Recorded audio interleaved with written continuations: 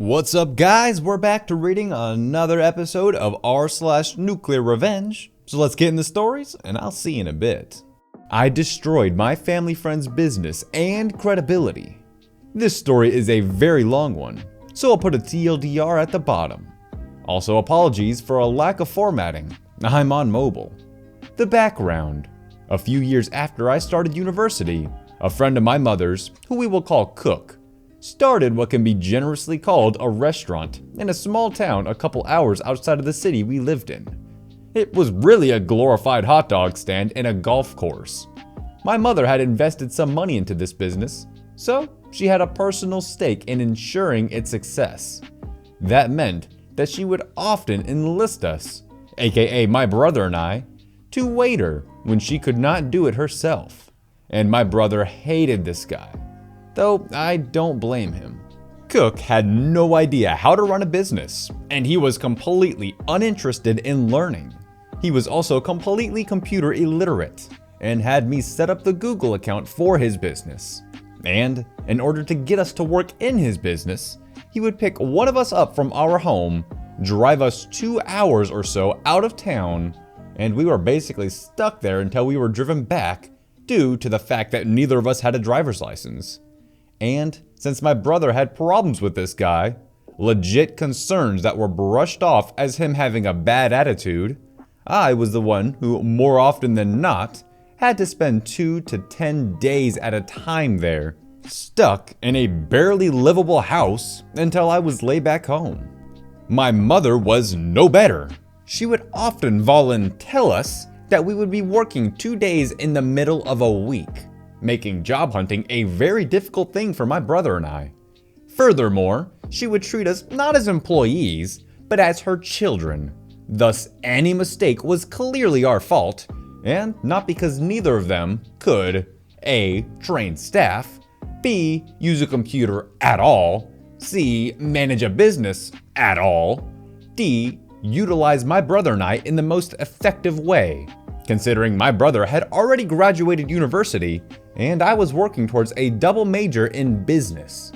Furthermore, they were completely unprofessional. They would host shouting matches in Chinese where customers could hear, and the kitchen was completely filthy, despite Cook's insistence that the kitchen was the cleanest place in a restaurant. Yeah, right. An ice rink was less slippery than the ground in there, and he would routinely touch cooked food after handling raw meat. Cook in particular was especially two-faced in how he handled customers. He would smile at them and greet them, remembering details from previous conversations, and then turn to me and say in Chinese about how they're all stupid, stingy retirees with too much money and free time on their hands. All of this left a great feeling of resentment for both me and my brother. Not only was it effectively trapping us to work for this completely incompetent individual, we would basically get nothing out of it. Sure, we were paid bare minimum, and this guy did know how to cook, but we have to bear the brunt of their frustration while hiding the fact that we were sick of helping out, until we couldn't anymore. The incident. Last year, I graduated university. It was not as happy of a time as it should have been because my grandpa passed away the week before. I couldn't even celebrate the night before I walked the stage because A, I had to give part of the eulogy the previous day, and B, I had to mediate an incident between my brother, my mother, and Cook because my mother couldn't. No pre-graduation shots for me because I was stuck on the phone for 3 hours listening to how insensitive Cook was over the fact that my grandpa just passed away. But I figured that once I walked the stage and had my diploma, I could spend that next week job hunting. No dice.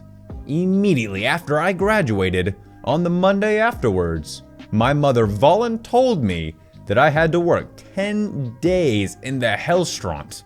I lasted 6 before it happened. By all accounts, it wasn't that busy of a day to start off with. There was a breakfast brunch for Father's Day that barely anyone attended, and most people that did show up wanted to order off the menu. But both Cook and my mother were incredibly stressed out, and both of them were taking it out on me. My mother spent the day micromanaging me and finding flaws in every little thing I did, like cleaning an empty table over clearing plates from a table out on the deck, to not immediately refilling coffee or water when a glass or mug was half full, to not table touching every 5 minutes. Cook just shouted a lot and gave contradictory orders every 2 minutes. But it was the combination of my mother and Cook screaming at me for a mistake I didn't even make, refusing to listen to me, and Cook mocking me for breaking down in tears.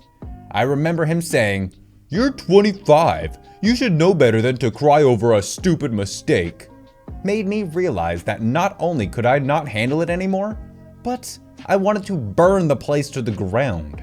I booked a flight out of the province that day and left a week later.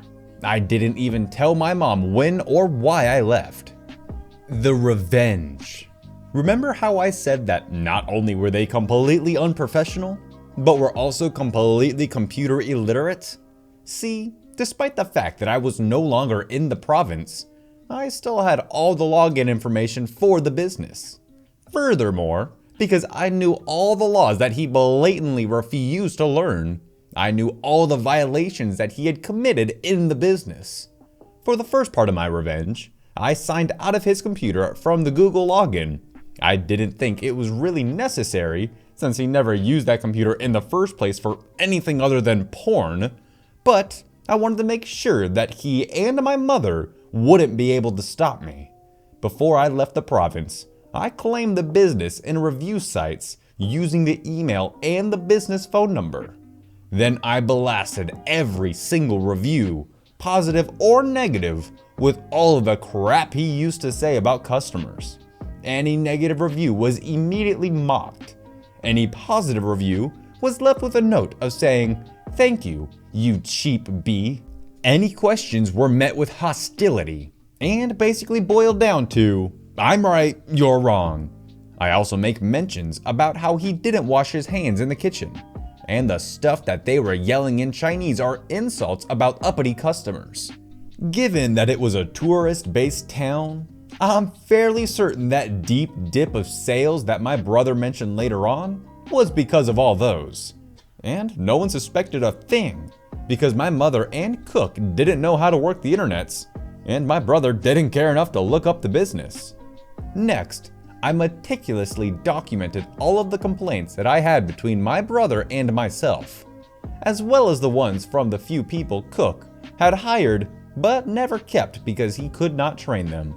I reported the 2 times that I slipped in his kitchen, incidents where he refused to wash his hands in between handling salad and raw meat because it took too long, and handed all those off to the Health Services Department.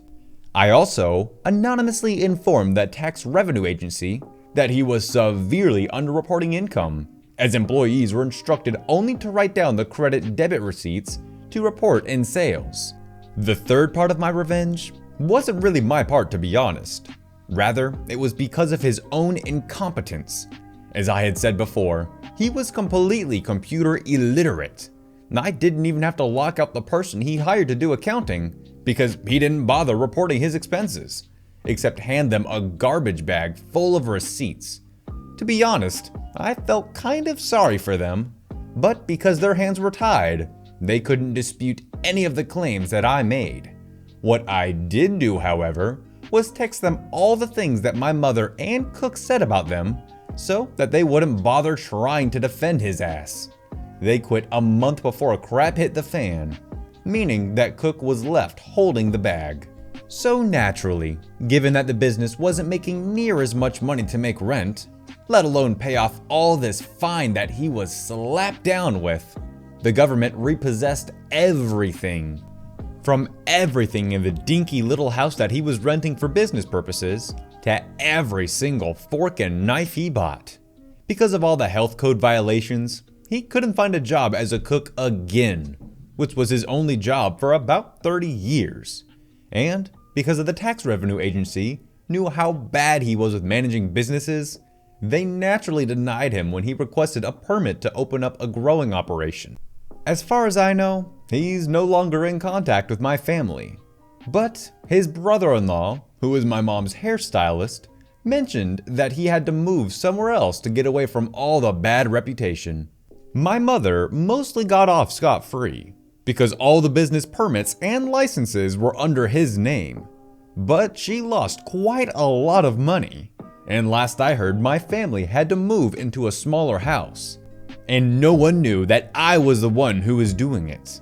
My brother suspected, as he relayed details of what had happened to me, but I never confirmed it. Not that he would tell my parents, because honestly, screw that hellstront. As for me, I'd like to say that everything's sunshine and roses, but my decision to impulsively move provinces had its ups and downs. I did manage to find a place to live and a place to work, so at least I'm alive. It's hard, but I'd rather be doing this than going back. Alrighty guys, that's gonna wrap it up for the stories. If you enjoyed it and you're new, consider subscribing and hit that bell notification, because I strive to do this every single day. And if you really liked it, maybe consider giving it a like and a share. Anyways, I'll see you in the next one. Peace out.